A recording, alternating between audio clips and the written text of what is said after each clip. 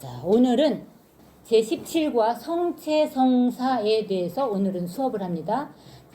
지난 시간에는 성사에 관해서, 그리고 성사는 7개나 있는데 그 7가지 성사 중에 인문성사가 있고, 그 다음에 치유성사가 있고, 그 다음에 친교에 봉사하는 성사로 나눌 수 있는데, 그 중에 지난 시간에는 인문성사라고 하는 성사 중에 세례성사와 견진성사라는 걸 했어요.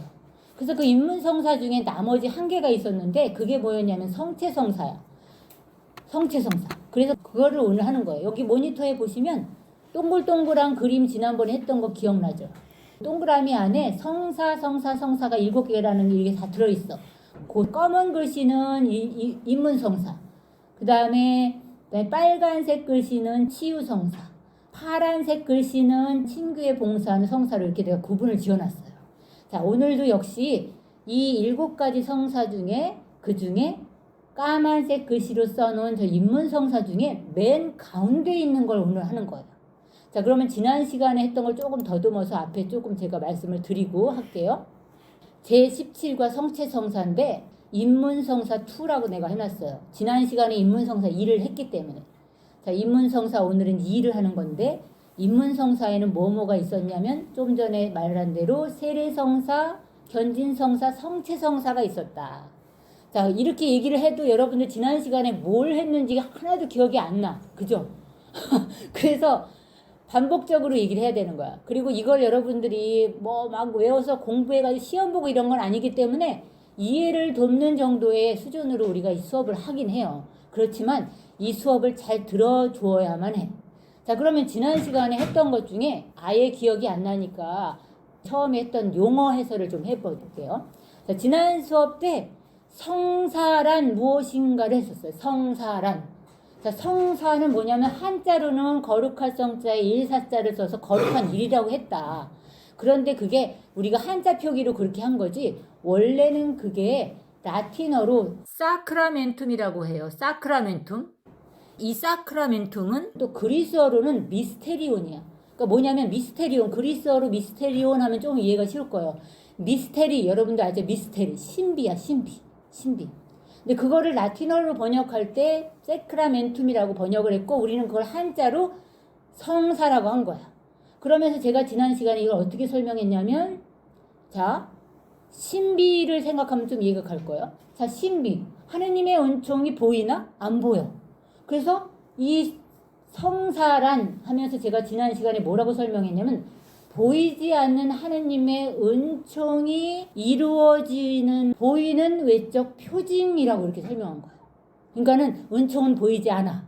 그래서 보이는 외적 표징을 예수님께서 세우셔가지고 그 표징을 통해서 보이지 않는 은총이 실현되게 하는 거예요. 그게 성사다. 그래서 한마디로 요약을 하면 이렇다는 거지. 보이지 않는 하느님의 은총이 베풀어지는 보이는 외적 표징. 이렇게 하면 딱 그냥 완전히 정확해. 보이지 않는 하느님의 은총이 이루어지는 보이는 외적 표징. 자, 이렇게 하면은 그 성사라는, 즉 미스테리하다는 그 일을 이렇게 설명을 할 수가 있어요. 자, 보이지 않기 때문에 미스테리인 거야. 신비인 거야. 신앙이 신비인 거야. 근데 그게 7가지야. 근데 다 예수님이 제정했어. 그 중에 7가지 중에 구분을 지었는데, 그 구분 지은 중에 하느님의 자녀로 입문하는 게 있어. 입문성사. 그래서 입문성사라고 하는 게 있는데 그게 3가지다. 그래서 세례성사, 견진성사, 성체성사가 있는데 지난 시간에 그 중에 세례성사와 견진성사를 했다 이거예요. 자, 그럼 여기까지 지난 시간에 했던 걸 조금 짚어드리면 기억이 좀 나는 거죠. 정리도 되고. 자, 그러면 이제 오늘 17과 성체성사에 대해서 그 인문성사 중에 나머지 하나를 오늘 하는 건데, 오늘 학습 목표를 보시면, 자, 모니터에 이렇게 학습 목표가 있어요. 자, 학습 목표를 다 같이 쭉 읽어볼까요? 자, 학습 목표. 성체성사는 인문성사를 완결하는 성사임을 깨닫는다. 축성된 빵과 포도주에 그리스도께서 실제로 현존하심을 믿는다. 성체성사는 교회 생활의 핵심이며 정점임을 확인한다. 자, 성체성사는 인문성사라고 그랬죠. 그리고 그 인문성사를 완결하는 성사래. 이게 무슨 의미일까? 자, 인문은 하느님의 자녀가 되는데 인문했다는 뜻이야. 그런데 그게 세례를 통해서 그렇게 돼. 그래서 하느님의 자녀로 새롭게 탄생해. 탄생. 엄마의 아기가 탄생하듯이 우리는 영적으로 하느님의 자녀로 탄생하면서 교회에 입문하는 거야. 그래서 하느님의 백성의 일원이 되는 거야. 이 인문성사를 통해서 세례받고 하느님의 자녀의 일원이 되면 음식, 양식을 먹기 시작해서 자라나는 거야. 그게 성체성사, 성체. 오늘 그것을 우리가 배우는 거야. 아기도 먹어야 살잖아. 근데 우리가 하느님의 자녀로 영적으로 태어난 우리도 그 영적인 양식을 먹어야 자라는 거야. 먹지 않으면 세례를 받고 하느님의 자녀가 됐는데도 먹지 않으면 어떻게 돼? 잘못하면 죽어버려. 숨이 끊어져. 근데 그거를 예수님이 우리를 위해서 제정하신 거야. 예수님이 친히. 그래서 오늘은 어떻게 우리가 이 영적인 양식을 먹고 영적으로 성장해 나가서 어른이 되고 거룩해지고 예수님과 일치하고 이러는지를 방법을 알려드리는 거야. 그런데 전에 우리가 이것에 대해서 배웠었어요. 앞에 미사에 대해서 배울 때 우리는 이 부분을 어느 정도 조금 사전에 배웠기 때문에 오늘 조금 이해가 쉬울 거야. 그래서 성체성사는 인문성사의 완결 성사임을 깨닫고, 그리고 2번 축성된 빵과 포도주의 그리스도께서 실제로 현존하심을 믿는다는 걸 이제 앞으로 이 수업에 할 거예요. 자, 그럼 여기 모니터에 다시 한번 이 동글동글한 7개의 이 동그라미를 보시면서 한 번 더 이 7가지 성사를, 자, 요번에는 색깔, 글씨의 색깔별로 돼 있는 별로 우리가 읽어보는 거예요. 자, 제가 인문성사 그러면 무슨 걸 읽어야 되면 까만 글씨를 읽어야 되는 거야. 자, 인문성사 하면 까만 글씨를 어떤 순서로 읽겠어요? 지난번에 배운 세례와 견진과 오늘 배울 성체 순으로 읽어야 되겠지. 그 다음에 치유성사 하면 옆에 빨간 글씨 고해성사와 병자성사를 읽어야 되겠고, 그 다음에 친교에 봉사하는 성사하면 여기 밑에 파란색의 성품성사, 혼인성사 읽어야 되는 거예요. 자, 제가 그러면 자, 다 같이 인문성사, 세성사, 견진성사, 성체성사 잘하셨어요. 자, 그 다음에 치유성사, 고해성사, 병자성사, 그 다음에 친교에 봉사하는 성사, 성품성사, 혼인성사. 자, 그 중에 우리 오늘 성체성사를 한다. 그런데 성체성사가 저 가운데에 딱 있다는 거야. 가운데. 즉 하느님의 자녀로 태어나서 교회의 일원이 돼서 교회에 입문했어. 입문했는데 그때부터 세례받은 뒤부터 우리는 모두 이 나머지 6가지 성사를 받을 수 있는 자격이 주어지는 거야. 그래서 나머지 성사를 다 우리는 받을 수 있게 되는 거야. 받을 수 있게. 그런데 거기에 다 모두 뭐가 관련돼 있냐면 저 성체라는 예수 그리스도의 몸과 다 관련돼 있어요. 즉 세례는 성체를 받을 수 있게 태어나게 하는 성사고, 견지는 성체의 삶을 굳건히 살게 하고, 고해성사는 성체를 합당하게 모시도록 해주고, 혼인과 성품성사는 성체적 사랑과 봉사의 삶을 살게 해주고, 병자성사는 마지막을 성체로 완성하게 해주는 거예요. 그래서 7가지 성사의 핵심은 뭐냐면 성체성사인 거예요. 가장 중요한. 자, 여러분들 신부님께서 마지막에 여러분들 그 성서 필사한 걸 받으시는 면담하는 날이 있다고 그랬잖아요. 그 신부님한테 그 성서 필사한 노트를 드리고 나서 신부님이 몇 마디 물어봐요. 옛날에는 그게 시험 보는 거였는데 요즘은 시험 제도는 없어졌어. 근데 내가 프린트로 한 2-3장 드린다고 그랬잖아요. 신부님이 뭘 물어볼지를 다 예상 문제를. 근데 그 중에 반드시 묻는 질문이 있어요. 7성사 중에 어떤 성사가 가장 중요한 성사예요? 물으면 자, 여러분들 뭐라고 대답해야 돼? 맞아요. 근데 이걸 이렇게 했잖아요. 근데도 그날 가가지고 신부님이 7가지 성사가 있는데 그 중에 가장 중요한 성사가 뭘까요? 그러면 뭐라고 대답하는지 아세요? 세례성사요. 그래요. 왜요? 그러면 아니 당연히 세례받아야 하나님 자녀가 되니까 가장 중요한 거 아니에요? 이런다는 거예요. 근데 그거는 이제 입문하는데 중요한 거긴 한데 그 하느님의 자녀가 된 뒤에 하느님의 자녀로서 영원한 생명을 딱 얻었는데 그 영원한 생명을 유지하고 영원한 생명의 나라에 가는 끝까지 가게 해주는 성사가 뭐야? 성체성사기 때문에 교회에서 핵심적으로 중요시하는 이 7성사 중에 핵심 성사는 성체성사다. 이거를 여러분들이 그때 대답할 수 있어야 돼. 아시겠죠? 그러니까 딴 건 다 대답 못해도 여기 가운데 있는 성체성사 7가지 성사 중에 뭐가 제일 중요하죠? 그 질문하면 성체성사요. 그렇게 하시면 돼. 아시겠죠? 반드시 질문한다. 이거는. 다른 거는 모르겠어요. 그만큼 중요한 거야. 그만큼. 자, 그러면 여러분들 인문성사의 중심인 성체성사를 제가 소개해드렸고 오늘 그 성체성사를 하는 건데 자, 여기 그림에 보면 왼쪽에 인문성사 세례받는 장면 이렇게 있죠. 그 세례성사로 하나님의 자녀가 돼서 영원한 생명의 나라에 들어갈 수 있는 은총이 보이지 않는 은총이 나에게 내린 거야. 근데 그게 외적 표징으로 물이라는. 자, 그리고 나서 가운데 이제 보면 성체를 그 세례성사 받는 날 즉시 여러분들은 하나님의 자녀가 먹을 수 있는 양식인 성체를 영할 수 있게 돼요. 자, 그래서 여기 가운데 보면 내가 빵하고 결합시켜가지고 동그란 성체를 그림에다 이렇게 그려놨어요. 근데 이거는 동그란 납작한 밀떡인데 뒤에 사진에 보면은 빵이야. 처음에 시작은 저렇게 빵으로 했기 때문에. 자, 그래서 이 동그란 밀떡 성체라는 것이 지금 여러분들 보기엔 납작한 종이장 같이 보이지만 실제 이 근원은 빵이었다. 자, 그 다음에 옆에 보면 인문성사 중에 견진성사라는 게 있잖아요. 자, 이렇게 영적인 양식인 성체를 영하면서 성장해 나아간 하느님의 자녀 세례받은 신자가 이제 세례받은 지 1년, 2년, 3년 그 내에 견진성사라는 걸 받는다. 견진은 아이가 커서 어른이 되게 하는 성사와 같다. 그래서 이때 물과 성령으로 태어난 하느님의 자녀가 이제 이때 강력한 힘을 받는 성령을 특별히 받는 성사다. 그래서 견고한 힘을 가지고 예수님의 제자들이 세례는 받았지만 두려움에 떨고 다락방에서 성모님과 함께 성령의 은혜를 청하면서 있었다가 성령을 받고 나서 강한 힘을 받아서 하느님의 말씀, 복음 말씀을 선포하고 선교하기 시작했다. 그래서 다락방의 오순절 성령 강림 사건을 견진성사의 원형이라고 한다. 그래서 우리는 세례는 받았는데 그 다음에 그와 같은 견진성사를 받아서 성인 어른이 되는 그 성사를 또 받는다. 그래서 이렇게 이 사진에 나와 있는 게 인문성사야. 그런데 이 과정들이 다 우리 일생의 중대사와 연결돼 있다. 그래서 그림으로 그 밑에 세례성사 밑에는 아기가 있잖아요. 엄마한테 응애하고 태어난 아기가.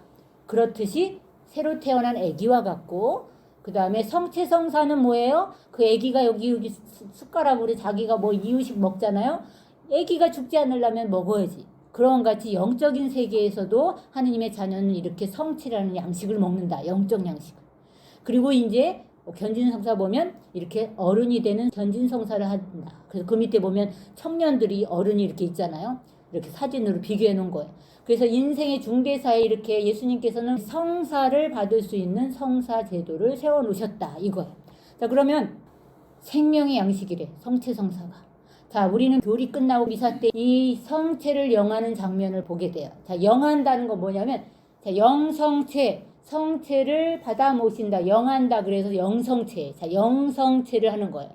자, 영성체를 할 때 신부님이 이렇게 그리스도의 몸 하면서 이렇게 세례받은 사람한테 예수님의 몸을 주십니다. 근데 여긴 제가 예수님이 이렇게 주는 것처럼 이렇게 해놨잖아요. 자, 여러분들 미사는 제가 전에 그랬지. 미사는 누가 드리는 거냐면 예수님이 미사를 집전하는 거예요. 그런데 사제를 통해서 할 뿐이야. 실제로 예수님이 영적으로 현존해 계시면서 미사를 집전하시면서 동시에 당신 자신이 제물도 되는 거야. 그래서 제사를 주관하는 제관이면서 동시에 제물이야. 예수님이. 그렇기 때문에 신비야. 이건 이해할 수가 없지? 미스테리한 거야. 자, 이런 일이 미사 때 일어난다. 자, 이렇게 생명의 양식 하는데 자, 성체성사는 그래서 생명의 양식을 나누어 먹는 거야. 생명의 양식을. 그래야 우리가 살 수 있어. 세례 받을 때 여러분들은 천국 갈 수 있는 생명을 얻었는데 그 생명을 유지하려면 이 양식을 먹어 이 말이. 자, 그런데 그 양식이 그리스도의 몸이래. 이게 문제잖아요. 그리스도의 몸. 그리스도의 몸을 우리가 양식으로 먹는 거야. 자, 이 문제가 얼마나 놀라운지 여러분들이 오늘 그걸 알아야 돼. 자, 아니 하나님이 우리를 당신 자녀로 끝까지 이끌어서 그 영원한 생명에 끝까지 오게 하려고 누구를 먹게 주었냐면 양식으로 당신 아들을 줬다는 거야. 당신의 아들의 그것도 몸을 줬다는 거야. 몸을. 이게 말이 돼요? 자, 그래서 예수님이 이 말을 할 당시를 봐야 되는데 진짜 당신 입으로 직접 이는 내 몸이니라 했던 거 기억나요? 그죠? 예전에 배운 수업에서 이제 기억나는 거. 오늘은 그걸 다시 쭉 흐른 거예요. 자, 그러면 예수님이 최후의 만찬 때 미사를 제정하시면서 이는 내 몸이니라 했던 걸 기억을 딱 떠올리면서 오늘 한 번 더 그걸 찾아보는데, 자, 여러분들 연두색 스티커를 딱 비면 그때 했던 것을 또 오늘 볼 수 있어요. 자, 이 영적인 양식이라는 영원한 생명의 양식이 예수님의 몸인 거야. 이게 얼마나 놀라운 일이에요. 예수님의 몸. 자, 이게 루카복음 22장인데 벌써 몇 번째 찾아보는 거야. 연두색 스티커를 피면, 자, 그러면 여기에 어딜 보냐면 22장 7절을 보는 거예요. 22장 7절. 자, 거기에 제목이 뭐예요? 최후의 만찬을 준비하다. 이거 벌써 몇 번째 보는 거죠? 자, 여기서 예수님이 미사를 제정하는 거다. 최후의 만찬 때. 그래서 아까 묵주기도 우리가 빛의 신비 5단 할 때 이 장면을 묵상하는 겁니다. 라고 그림을 우리가 봤어요.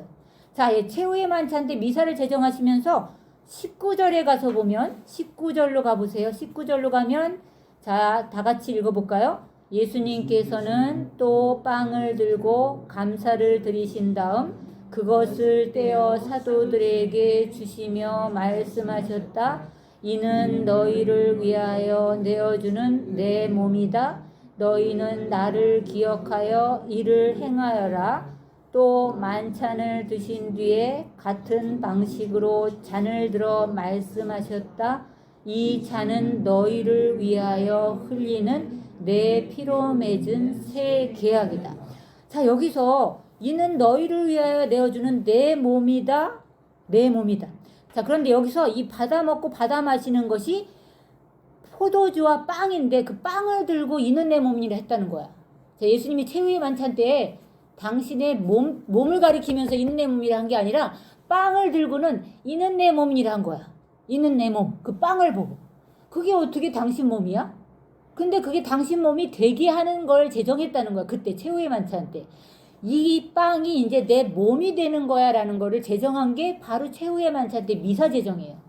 그래서 그 몸이 어떤 몸이냐라는 것을 가르쳐주는 탈출기에 나오는 장면도 여러분들이 공부했어.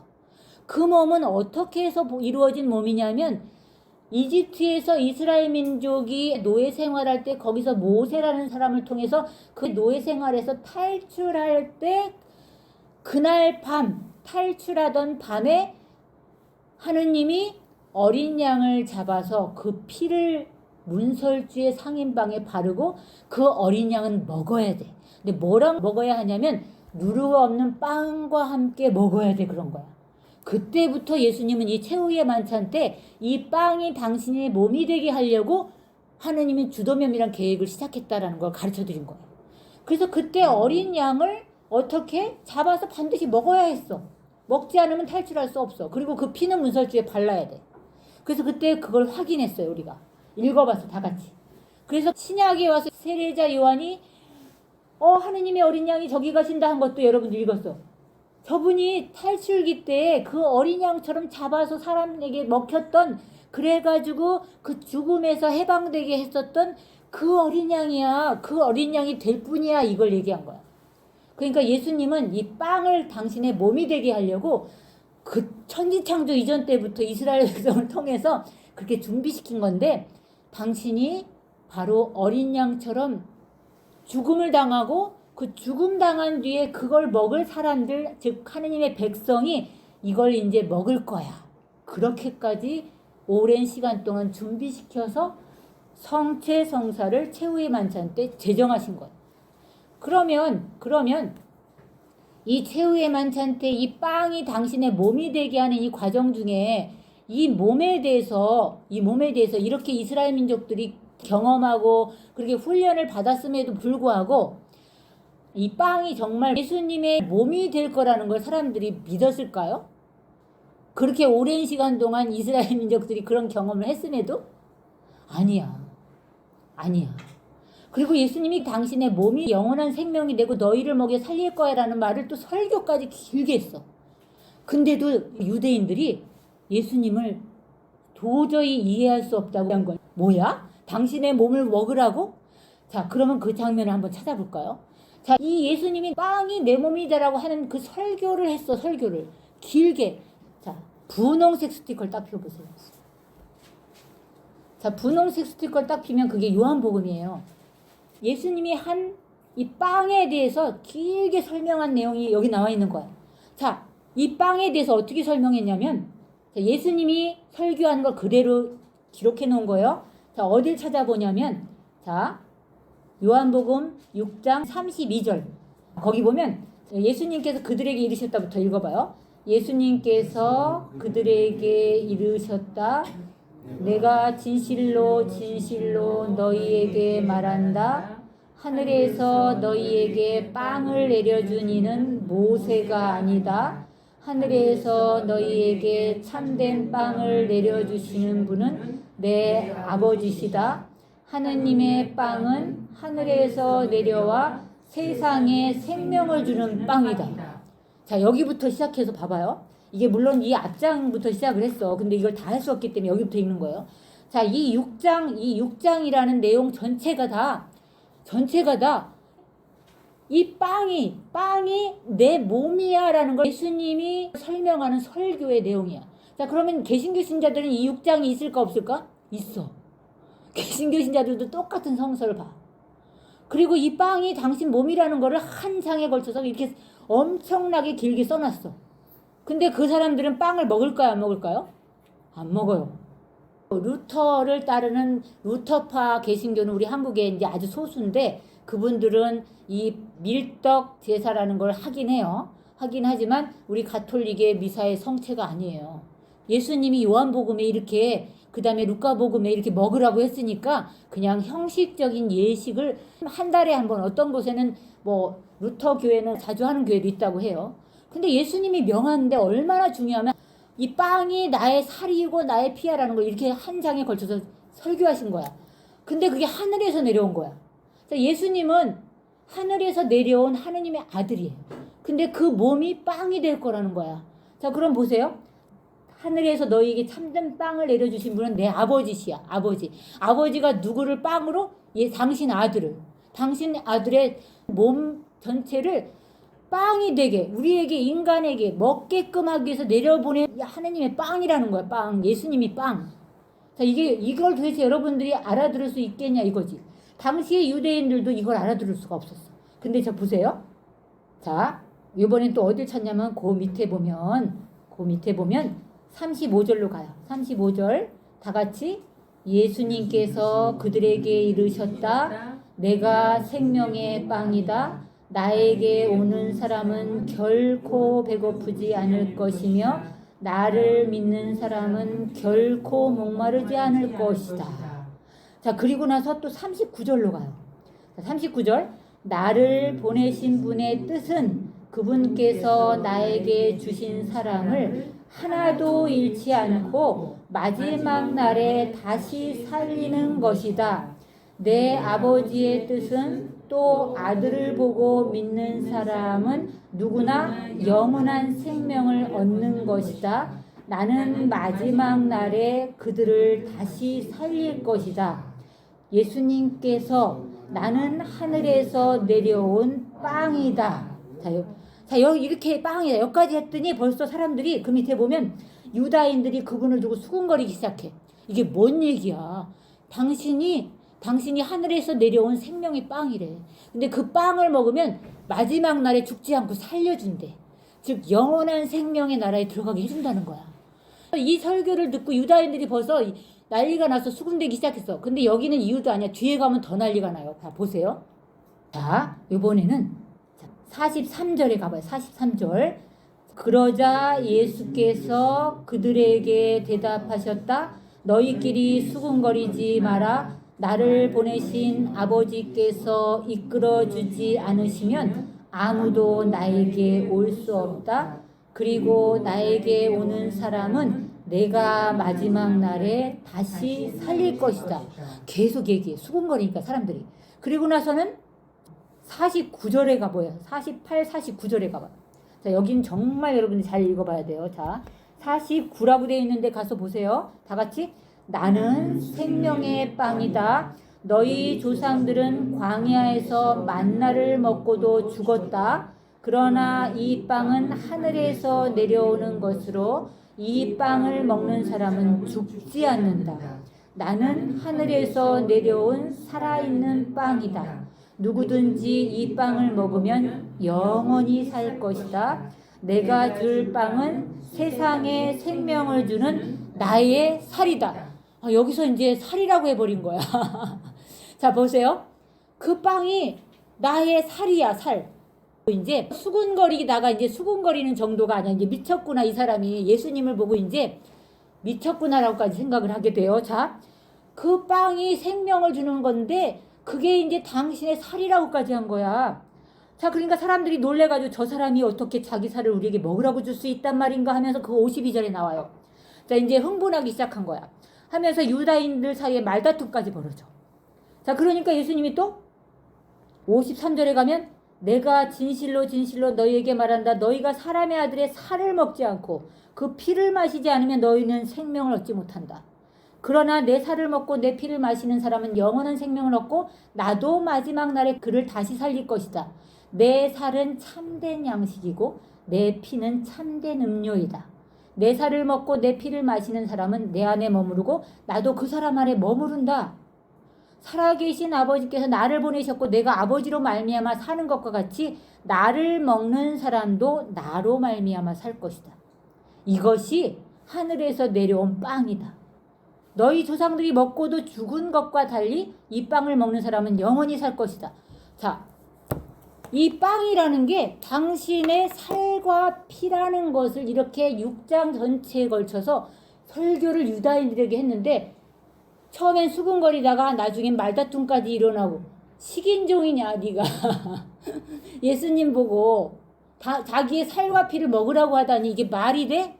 그럼 여러분들도 지금 내가 그동안 수업을 이렇게 해왔으면서 여러분들에게 오늘 이 수업 시간에 이거를 읽어드렸을 때 여러분들은 그동안 뭐 탈출기도 배우고 뭐 어린 양을 먹으라고 했고 막 이렇게 해서 그다음에 누룩 없는 빵과 같이 먹으래서 그 누룩 없는 빵이 지금의 빵이 됐고 그래서 예수님이 최후의 만찬 때 우리를 영원히 살게 해주려고 그 미사라는 걸 제정해서 그 미사 때 성체성사를 세우셨어. 근데 그 성체성사 세울 때 빵을 들고 그 다음에 옆에는 잔을 놓은 거야. 근데 잔에 뭐가 들었냐면 포도주가 들은 거야. 자, 여기 모니터를 보세요. 생명의 양식이라고 딱 제가 모니터에 해놨는데 여기에 우리가 뭐 바켓빵 같은 거 하고 여기 포도주 잔이 이렇게 나와 있잖아요. 예수님이 최후의 만찬 때 성체성사를 세울 때 놓은 게 빵하고 포도주였어. 그걸 가지고 이 요한복음 6장에서 말씀하신 내가 하늘에서 내려온 살아있는 빵이야. 그리고 이것이 생명의 양식이야. 너희는 이걸 받아 먹어라고 성체성사를 최후의 만찬 때 제정하셨다는 거야. 그래서 여러분들은 이제 미사를 드릴 때마다 예수님이 최후의 만찬 때 제정하신 그 성체성사가 이루어지는 장면을 미사 때마다 여러분들은 보게 되고 있어. 지금은 보는 거야. 근데 지금은 아무리 돈을 많이 내도 주질 않아. 여러분들이 헌금을 아무리 많이 내도 지금은 이 예수님의 몸이라고 하는 이 생명의 양식을 먹을 수가 없어. 세례를 받아서 하느님의 자녀가 돼야만 이 생명의 양식을 먹게 되는 거야. 그래서 그 생명을 유지하기 위해서 계속 먹는 거야. 그래가지고 마지막 날에 예수님이 영원히 살도록 살려준대. 영원히 살도록. 그게 바로 여러분들 성체라는 거야. 예수님의 몸. 야, 근데 예수님의 몸이 어떻게 저 동그란 빵 안에 들어가실 수가 있을까? 그렇기 때문에 신비다. 자, 제가 여러분들 구경만 해드릴게. 자, 여기 보세요. 자, 이거는 신부님이 보라 이는 내 몸이니라 할 때 드는 거야. 근데 내가 사제가 아니면 이걸 들 수 없어요. 근데 내가 지금 들고 온 거는 뭐냐면 즉 성령이 내려와서 예수님의 몸이 되지 않은 그냥 제병이라는 거예요. 제병. 여러분들 밀전병 할 때 그러잖아요. 자, 제병. 이거는 축성되지 않았기 때문에 그냥 제병에 불과해. 자, 그런데 성령이 내려오면 이 동그란 제병이라는 이 빵 안에 예수님이 살과 피로 실제로 변화돼서 오신다는 거야. 자, 이거를 여러분들이 믿을 수 있을까? 그래서 미스테리온이에요. 사크라멘툼이야. 보이지 않는 하느님의 그 몸과 피, 영혼과 신성이 이 보이는 외적 표징을 통해서 여기서 실현되는 거야. 그게 성체야. 예수님의 몸이야. 이게 최후의 만찬 때 예수님이 제정했어. 복음서에 실제로 나와 있어. 그리고 아까 요한복음 전체에 예수님이 나는 살아있는 빵이다. 너희는 이걸 먹어야 죽지 않고 살아. 그런데 요한복음 6장에 여러분들 무슨 얘기가 있냐면 너희가 만나를 먹고도 죽었지만 이 빵은 영원히 살게 해준다는 내용이 반복적으로 몇 번 나왔죠?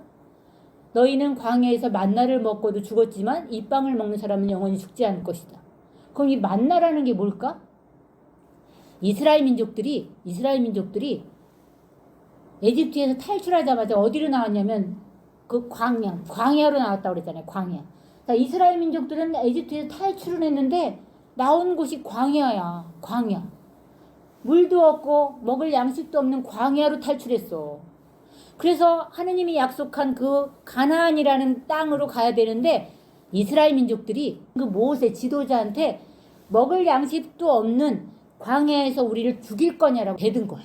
그래서 하느님이 하늘에서 양식을 내가 내려주겠노라 한 거야. 하늘에서. 근데 진짜 하늘에서 양식이 내려왔어. 아침에 일어나서 보니까 온 대지에 하얀 쌀알갱이 같은 눈 쌀알갱이 같은 게 쫙 떨어져 있는 거야. 근데 그걸 걷어서 먹으라고 한 거야. 그게 바로 뭐냐면 만나야. 자, 그게 바로 이스라엘 민족들이 광야에서 먹었던 만나라는 거야. 오늘 예수님이 그걸 계속 말씀하시면서 너희들은 광야에서 만나를 먹고도 죽지 않았냐. 즉, 저 이스라엘 민족들이 광야에서 먹었던 그 만나는 생명을 유지하기 위한 거였어. 그냥. 자, 육신 생명. 그렇지만 그건 하늘에서 내려왔어. 하늘에서.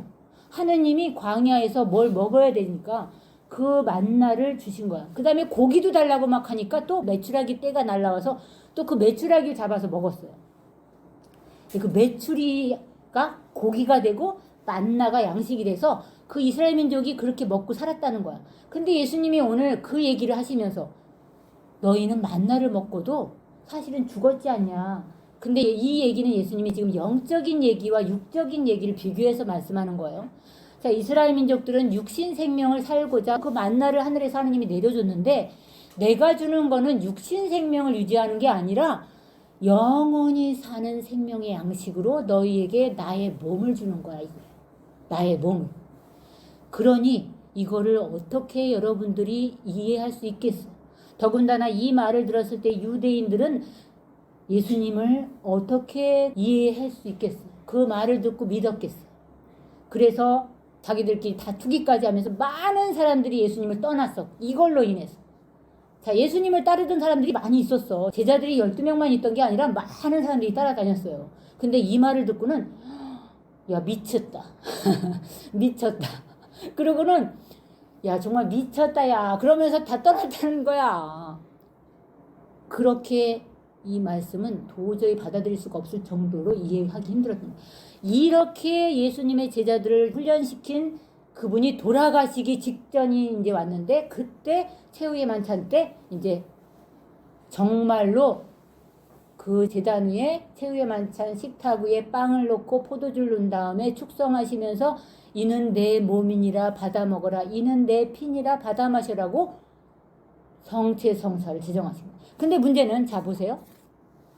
여러분들은 피도 받아 먹으라고 예수님이 그랬는데 우리가 미사 때 보니까 포도주라고 되어 있는 그 피는 신부님이 와서 우리에게 안 먹여주던데? 그죠? 이 빵만 먹잖아. 근데 예수님은 미사 제정하실 때 빵도 먹으라고 하고 피도 먹으라고 했거든. 그래서 잔을 들고 이는 내 피로 맺은 새 계약의 잔이다. 받아 마시라 그랬거든. 그런데 우리는 이 성체만 받아 마셔. 뭐냐면 근데 이 빵 안에 예수님의 몸과 피, 영혼과 신성 전체가 다 계시기 때문에 그분의 몸과 피, 영혼과 신성 전부를 다 우리가 받아 모시는 거야. 자, 그런데 이거를 어떻게 믿어? 이걸 어떻게 믿냐고요. 자, 그래서 어떤 신부님이 의심했어. 이제 영상을 하나 볼 거예요. 자, 이 영상은 8세기경에 이탈리아의 란치아노에서 일어난 성체 기적 영상이에요. 8세기경 어느 날 바실리오 수도의 한 사제가 란치아노시에 있는 성당에서 미사를 거행하고 있었는데 성체 축성을 하면서 그 수도 사제는 성체 안에 예수님이 참으로 현존하고 계신지에 대해서 불현듯 의심을 품었어요. 신부님인데도 의심을 품은 거예요. 성체 안에 참으로 예수님이 현존해 계신지에 대해서. 그 순간 성찬 전례를 위한 제병은 살로 변하였고 포도주는 피로 변하며 응고되어 각각 다른 모양의 크기로 5부분으로 나뉘어졌어요. 그래서 그 수도사제는 너무 당혹한 나머지 처음에는 그 사실을 숨기려고 했으나 직접 목격한 신자들이 이 소식을 도시 전체에 전하게 됐어요. 자, 이 기적이 일어난 후 1200년이 지난 오늘날에도 그때의 성체와 성혈은 손상되지 않은 채 보존되어 있다.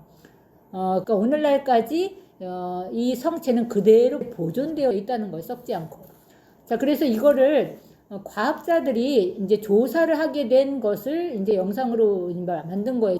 조사 결과 이것은 예수님의 몸과 피, 예수님의 몸이지 온전히 변화된 거니까 살과 피로. 그래서 조사한 내용에 관한 영상이에요. 네, 한번 보시겠어요?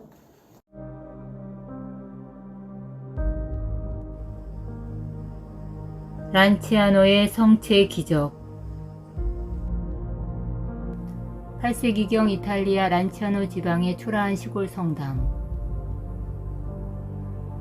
바실리오 수도의 수사신부가 미사 집전 중 품은 의문은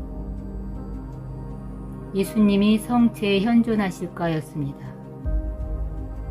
이러한 의심 속에 평소처럼 빵과 포도주를 축성했습니다. 그런데 그때 제병과 포도주가 사람의 살과 피로 변하는 기적이 일어납니다.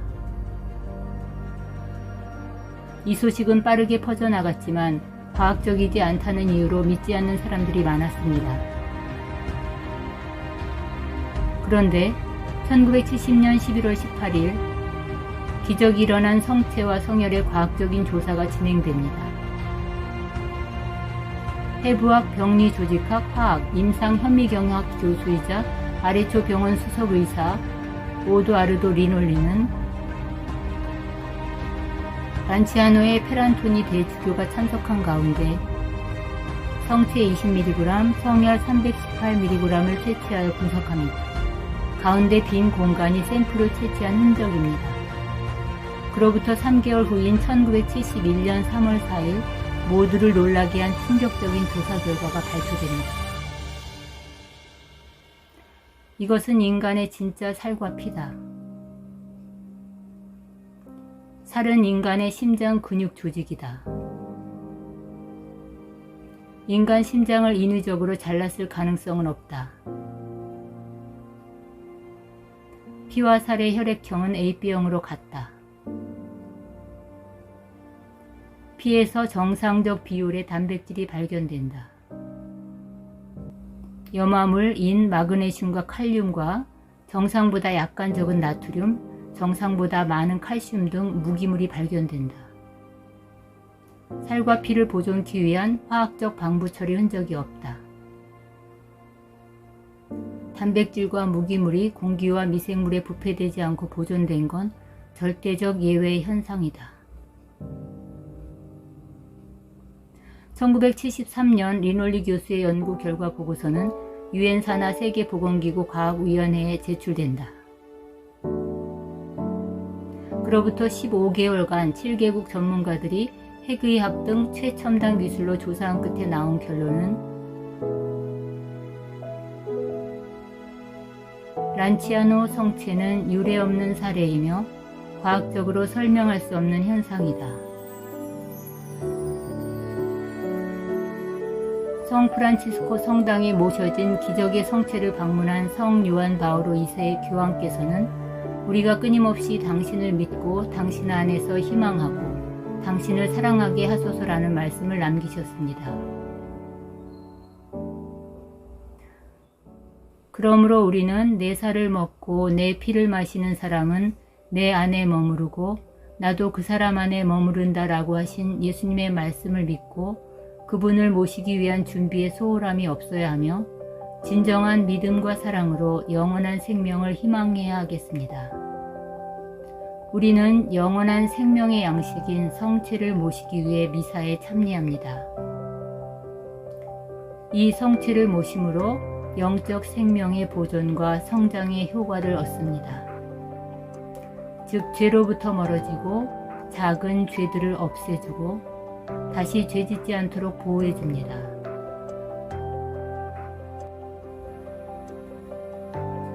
그러므로 성체를 모시기 위해서는 그리스도께서 우리에게 오시는 그 순간에 걸맞는 복장과 존경, 정중함을 갖춰야 합니다. 대죄가 있을 때는 반드시 고해성사를 통해 깨끗해진 상태로 주님을 모셔야 합니다. 이렇게 올바른 몸과 마음의 자세로 성체를 모시러 나갈 때는 공경의 예를 표하는 동작으로 성체를 바라보며 정중하게 절을 합니다. 이때 절은 성체 분배자 앞에 서기 한두 사람 전에 미리 합니다. 성체를 받아 모실 때는 손바닥을 쫙 편 왼손을 오른손으로 받치고 손끝이 성 앞에 10cm 정도 가까이 가져다 댑니다. 성체 분배자가 성체를 들어 보이며 그리스도의 몸 하면 아멘하고 소리내어 응답하고 이때 절대로 고개를 숙이면 안 됩니다. 성체가 바닥에 떨어지는 원인이 되지 않도록 주의합니다. 성체를 받은 다음에는 한두 발 정도 옆으로 가 잠시 서서 곧바로 성체를 모십니다.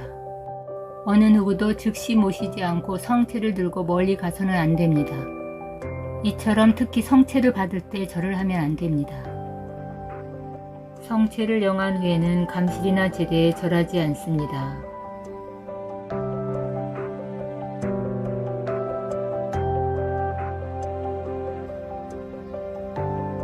올바른 영성체 자세를 익혀 성체께 대한 합당한 공경을 드립시다. 여기까지. 이 란치아노의 성체 기적이란 프린트는 집에 가져가서 자세한 내용을 보세요.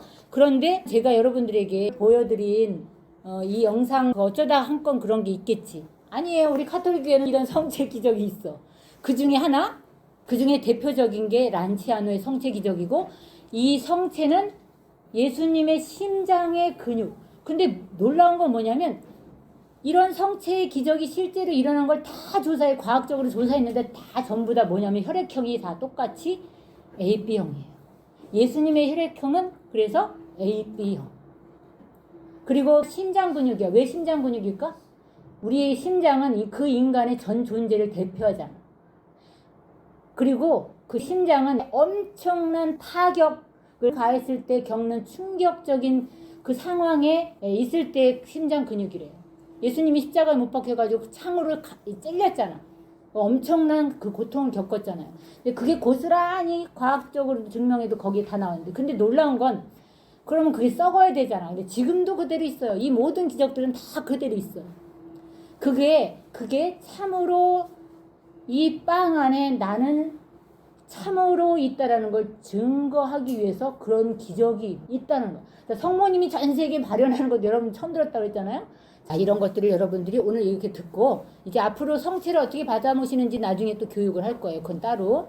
자, 그래서 자, 여기까지 하고, 그러면 이렇게 예수님은 성체 안에 이렇게 참으로 현존해 계심을 여러분들이 믿어야 된다. 믿어야. 그리고 그리스도의 몸하고 받아 모신 그 몸 안에 그분의 살과 피, 영혼과 지성 전체가 다 계시는데 이건 신비이기 때문에 하나님이시기 때문에 가능한 거예요. 우리 인간은 불가능하지만. 그래서 우리는 그분을 먹는 거야. 왜 먹는가? 우리를 살려주시기 위해서 당신이 친히 우리 안에 들어오시고자 했어요. 그럼 뭐예요? 여러분들 누군가 둘이 사랑하면 결혼하잖아. 왜 결혼해? 같이 살고 싶어서잖아. 같이 살고 싶어서. 너무 사랑하면.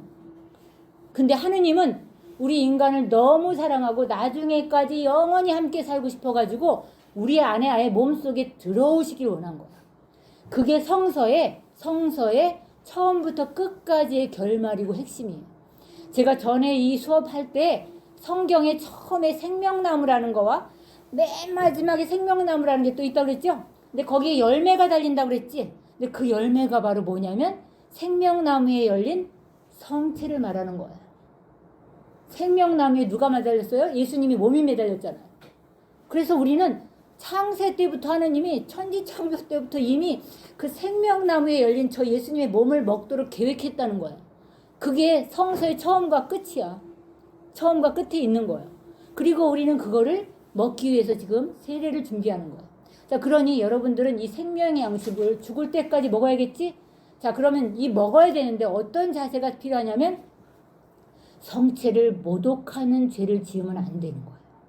뭐냐면 하느님의 아들 예수님이 죽기까지, 십자가에 못 박혀 죽기까지, 그리고 십자가에 못 박혀서 그 죽은 그 몸이 하느님의 어린 양이어서 우리를 살리려고 먹게 한 거거든. 그 어린 양을 먹어야 탈출하는 거야. 죄로부터 해방되고 죄를 짓지 않게 해주며 우리를 안전하게, 즉 사탄으로부터 해방시켜서 영원한 생명 하느님 나라에 들어가게 해주는 거가. 그러니까 이 양식을 잘 먹어야 된다 이 얘기야. 잘 먹어야 되는데 어떻게 해야 되냐면 죄가 있는 상태에서 먹으면 안 되는 거야. 그러면은 뭐게 되냐면 그 하느님은 사랑 때문에 당신 자신이 십자가에 못 박혀서 매달린 저 몸, 저 당신의 살과 피, 영혼과 신성 저 전체를 빵 안에 당신이 들어와서 내 몸속까지 들어오는데 나는 그거에 대한 관심도 없고 그냥 죄도 잔뜩 지은 상태에서 그냥 미사에 왔으니까 뭐 영성체를 해야 되니까 나와 줄 서가지고 벨름 먹어. 그러면 모독을 하는 거야. 하나님의 그 엄청난 사랑에게 내가 모독행위를 하는 거야. 거기에 대해서 성서에 어떻게 나와 있는지 그걸 찾아볼까요? 자, 여러분들 스티커 주황색, 자 주황색을 펴보세요. 주황색을 딱 넘기면 이게 고린토 일서라는 건데 이게 11장이에요. 자, 11장 거기 보면 주님의 만찬이라고 돼 있어요. 11장 17절을 찾아보면 거기 제목이 다 있어요. 뭐라고 돼 있어요? 제목이 주님의 만찬. 자, 이게 뭐냐면 미사를 말하는 거예요. 미사. 이 미사에서 예수님의 몸을 어떻게 모셔야 되는지 사도 바울이라는 사람이 쓴 거야. 예수님의 몸을 어떻게 모셔야 되는지. 자, 23절 밑에 23절부터 자, 찾았죠? 사실 나는 주님에게서 받은 것을 여러분에게도 전해 주었습니다. 곧 주 예수님께서 잡히시던 날 밤에 빵을 들고 감사를 드리신 다음 그것을 떼어 주시며 말씀하셨습니다. 이는 너희를 위한 내 몸이다. 너희는 나를 기억하여 이를 행하여라. 또 만찬을 드신 뒤에 같은 모양으로 잔을 들어 말씀하셨습니다. 이 잔은 내 피로 맺는 새 계약이다. 너희는 이 잔을 마실 때마다 나를 기억하여 이를 행하여라. 사실 주님께서 오실 때까지 여러분은 이 빵을 먹고 이 잔을 마실 적마다 주님의 죽음을 전하는 것입니다. 여기서부터 내가 읽을게요. 그러므로 부당하게 주님의 빵을 먹거나 그분의 잔을 마시는 자는 주님의 몸과 피에 죄를 짓게 됩니다. 그러니 각 사람은 자신을 돌이켜보고 나서 이 빵을 먹고 이 잔을 마셔야 합니다. 주님의 몸을 분별 없이 먹고 마시는 자는 자신에 대한 심판을 먹고 마시는 것입니다. 여기까지. 자, 그러면 여러분들 아까 여기 영상에도 나왔죠? 죄가 있을 때는 고해성사를 보고 그 주님의 몸을 먹어야 된다고 그랬죠? 자, 죄 중에 무슨 죄? 대죄를 말해요. 여기서 집에서 좀 다퉜다고 해서 영성체 영하지 못하는 게 아니야. 그럼 여기서 예수님의 몸을 모독하는 정도의 죄는 뭐냐면 대죄의 상태. 예를 들어서 사람을 죽였어. 대죄야. 나중에 이제 배울 거예요. 그런데 와가지고 예수님의 몸 했는데 떡 받아먹었어. 그러면 성체를 모독하는 그걸 모령성체라고 그래. 모독하는 죄를 짓는 거야.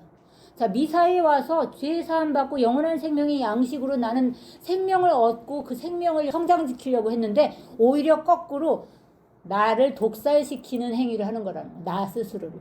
성체를 모독하고 나 스스로 죽음의 길로 가는, 오히려 독사를 지키는 거야, 내 스스로. 이런 거와 같이 너무나 중대한 거야. 그러니까 여기 고린토일서에 이렇게까지 그 성체를 어떻게 모셔야 되는지를 이렇게 써놓은 거예요.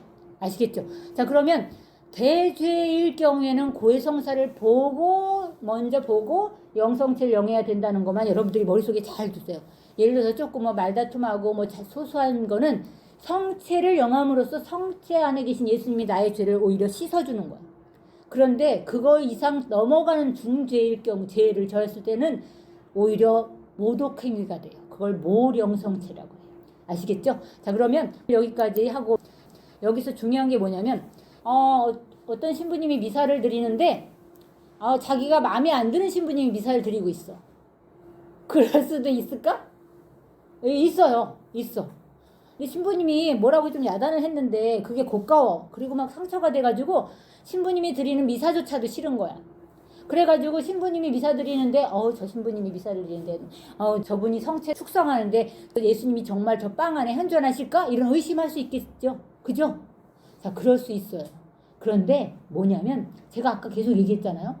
미사는 사제가 드리는 게 아니고 사제를 통해서 예수님이 드리는 거고 예수님이 제물이며 제관이라고 내가 그랬잖아요. 그래서 예수님 스스로 당신이 제사를 드리고, 그러니까 당신 몸이 우리에게 먹히는 그런 것이 미사예요. 자, 그러면 이게 희생제사인 거야. 그래서 예수님이 2000년 전에 십자가에 못 박혀 돌아가신 그 희생제사가 재현되는 거야. 그리고 그 전날, 예수님이 돌아가시기 전날 미사를 제정하신 그 미사 제정한 거와 딱 합쳐져 가지고 미사가 된 거야. 그러니까 최후의 만찬을 제정하시고 그 다음날 십자가에 못 박혀 돌아가셨잖아요. 그래서 십자가에 못 박혀 돌아가신 저 당신의 몸을 우리에게 먹으라고 주신 거야. 이게 미사에서 동시에 딱 결합해서 성체 성사가 그 미사에서 이루어지는 거야. 그러니까 미사는 뭐냐면 제사야. 근데 무슨 제사냐? 예수님이 2000년 전에 십자가에 못 박혀 돌아가시는 그 희생 제사가 재현되면서 동시에 그 재현된 그 순간 빵의 형상 안에 십자가에 못 박혀 돌아가셨던 그분이 그 빵 안에 신비적으로 그분의 몸과 피, 영혼과 신성이 그 안에 들어오시는 거야. 그리고 그것을 우리가 생명의 양식으로 먹는 거예요. 그래서 아까 과학자들이 연구했을 때 그 기적적으로 살과 피로 변한 그 성체, 그 하얀 밀떡이 기적적으로 살과 피로 변한 것이 예수님이 십자가에서 창으로 찔림을 받은 그 엄청난 타격을 받은 그 심장 근육이 고스란히 그 조사 결과 밝혀졌다고 그랬잖아요. 자, 그래서 여러분들은 미사 때 눈에 보이지 않지만 신비적으로 여러분들은 눈에 보이지 않는 그것을 신비적으로 여러분들 바라볼 수 있어야 되는 거예요. 자, 그래서 신부님이 성체를 딱 축성하고 나서 뭐라고 하냐면 끝에 신앙의 신비여 그래요. 오늘 여러분들 잘 들어보세요. 그럼 우리는 다 같이 이거는 신앙의 신비야 라는 거를 노래로 해요. 신앙의 신비여 주님께서 오실 때까지 주님의 죽음을 전함에 부활을 선포하나이다 라는 노래를 불러요. 주님의 죽으심을 우리는 미사 때 실제로 신비적으로 보고 그 죽으신 예수님이 온전히 그분의 살과 피를 지니고 빵의 형상 안에 들어오셔서 우리에게 먹히시고 어떻게 돼? 우리를 부활시키는 거야. 그게 생명의 양식이야. 그래서 우리는 예수님의 죽으심 때문에 부활하는 거야. 그래서 생명의 양식인 거야. 그러니 이걸 여러분들 이 성체를 영하지 않으면 어떻게 되겠어요? 살 수 없는 거예요. 그래서 우리 가톨릭에서는 정말 적어도 1년에 한 번 부활 대축일 전에 성체를 반드시 영해야 되는 규정이 있어요. 부활 시기 때만은 예수님이 죽으시고 부활하신 그걸 기념하는 그 부활 대축일에는 고해성사 보고 성체를 영해야 돼. 이게 의무야라고 가르친다는 거예요. 아시겠어요? 자, 그러니까 여러분들은 미사라는 것은 어떤 마음으로 와서 참여해야 되냐? 제사 드리는 거. 예수님이 나를 위해서 십자가에 못 박혀 제물이 되는 그 제물을 바치는 제사야. 그러니 그 제사에 우리는 어떤 상태로 와야 될까? 정말 경건한 복장과 경건한 자세와 그리고 예수님이 죽기까지 당신의 몸과 피, 영혼과 신성을 다 바쳐서 십자가에 당신을 희생한 그 제물을 온전히 내가 또 먹어서 나는 영원히 사는, 그래서 참된 희생된 어린 양으로 우리에게 양식으로 들어오시는 거예요. 그래서 영성체 다음에는 예수님이 내 안에 오셨기 때문에 그분이 나와 하나 되는 이 기쁨으로 조용히 기도하면서 그분과 대화하는 거예요. 자, 이런 것들을 오늘은 처음 들었지만 차츰차츰 또 여러분들이 구체적으로 배워나가게 될 거예요. 자, 이 놀라운 신비를 여러분들은 미스테리한 이 신앙의 신비를 여러분들이 받아들이고 믿고 그것을 간절히 구하면서 세례 준비를 해나가야 돼요. 자, 그런데 내가 좀 전에 얘기한 게 뭐였냐면 자기가 마음에 안 드는 저분이 드리는 미사에는 나는 인정 못하겠어. 이렇게 한다고 해서 성체 안에 예수님이 내려오시지 않는 게 아니에요. 내가 분명히 말씀드렸죠? 어떤 사제가 미사를 드리더라도 그분이 설사 죄를 지었더라도 사제도 사람이니까 죄 지을 수 있잖아요. 그런 죄를 지었을지라도 미사 때 성령의 힘으로 할 때 그 성체 안에 예수님은 온전히 계신다. 이걸 믿어라. 이걸 뭐라고 얘기하냐면 사효성이라고 해요. 사효성. 자, 그 사제의 인격이 어떻든지 간에 이것을 이루시는 분은 누구냐면 예수님이야. 그래서 그 사제가 거룩한지 거룩하지 않은지를 따지면 안 되는 거예요. 이거는 그 자체로 예수님이 세우신 성사기 때문에 그 자체로 유효하게 성사가 이루어진다. 그래서 이걸 사효성. 자, 그 일 자체로 효력이 발생한다. 사효성. 사제의 인격과 관계가 없다. 아시겠어요? 자, 이건 예수님이 하시는 거기 때문에. 자, 그러면 인효성이라는 것도 있어요. 인효성. 자, 인효성은 뭐냐면 사람인자야. 사람인. 미사에 참여하는 사람은 그 사람의 마음가짐에 따라서 효력이 달라진다 뜻이에요. 자, 사효성은 그 성사가 거행되는 그 자체로 효력이 발생하는 거예요. 이건 예수님이 직접 하기 때문에. 그런데 그 미사에 참여하는 사람들은 인효성이 발생해. 그래서 이건 뭐냐면 그 미사에 참석한 사람의 준비 상태에 따라 효력이 다르다는 얘기인 거예요. 아까 제가 그랬잖아요. 그 대죄 중에 있는 사람은 어떻게 돼? 오히려 예수님의 몸을 모독하는 죄를 오히려 짓는다 그랬잖아요. 그런 거와 같이 자, 인효성이 있다. 근데 인효성은 우리가 준비 여하에 따라 다르다라는 의미로 인효성을 우리는 말한다. 아시겠죠? 그리고 성체를 영하는 자세 중에 중요한 게 또 뭐가 있냐면 공복제라는 게 있어요. 그 올바른 몸과 마음가짐 다 준비를 잘해야 되기 때문에 성체를 영하기 1시간 전에는 물이나 이런 거 이외에는 아무것도 먹으면 안 돼요. 그러니까 성체를 영하기 1시간 전이에요. 그런데 환자의 경우는 예외예요.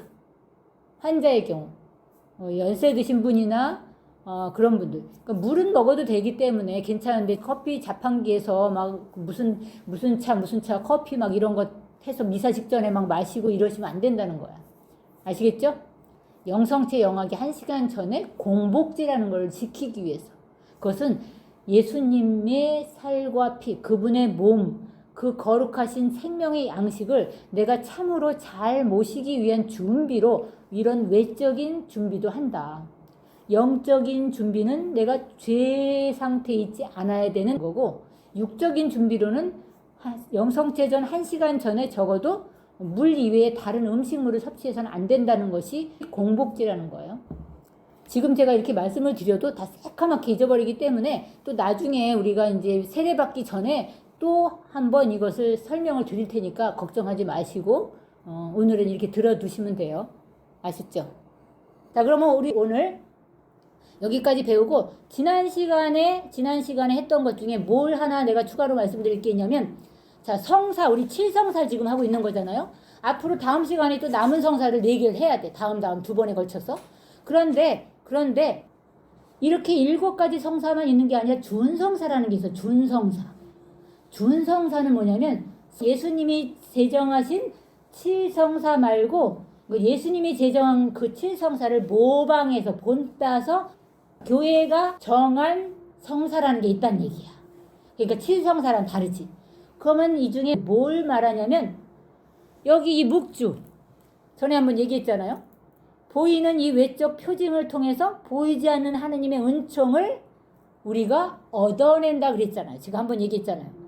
이거는 칠성사는 아닌데 그 칠성사, 그 성사에 준하는 준성사야. 즉 이것도 역시 보이는 외적 표징인 이 묵주라는 도구를 이용해서 하느님의 은총을 얻어내기 때문에 준성사라고 해요. 그러면 그런 게 교회 안에 많겠지. 자, 여기 내 목에 건 이거 뭘까? 기적의 메달이라고 그랬죠? 자, 이것도 보이는 외적 표징인데 이 패라는 것이 뭐길래 이걸 통해서 기적이 많이 일어났다고 해서 기적의 메달이야. 이것도 보이는 외적 표징인 통해서 보이지 않는 기적이 일어난 거잖아. 자, 이것도 준성사예요. 자, 그러면 여러 가지가 있어. 자, 신부님이 마귀를 쫓아내요. 어떤 사람 안에 들어가 있는 마귀를. 그 구마행이라고 그래. 이런 것도 준성사예요. 칠성사가 아니라. 자, 그래서 그런 것들이 다 준성사다. 그 다음에 또 수도복. 수녀님들이 수도복 입고 다녀요. 자, 수도복. 우리는 수도복을 안 입잖아. 근데 수녀님들은 수도자라는 표시의 옷을 입고 다녀. 자, 수도복.